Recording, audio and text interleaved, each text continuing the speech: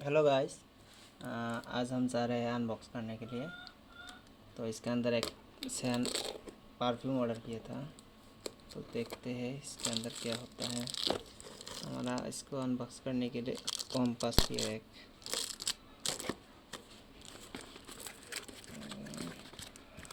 खुल गया। फिर इसके अंदर है सुंदर सा वाइल्ड स्टोन, एक वाइल्ड स्टोन परफ्यूम। देखते हैं दोस्तों इसके अंदर क्या होता है। पैकिंग लेकिन अच्छा है। वाह, black colour, that's my favourite colour. आपको किसका कलर फेवरेट है तो कमेंट में ज़रूर बताएंगे। देखिए इसके अंदर, देखिए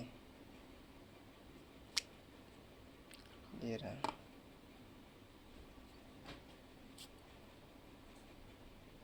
परफ्यूम बहुत अच्छा है, देखिए।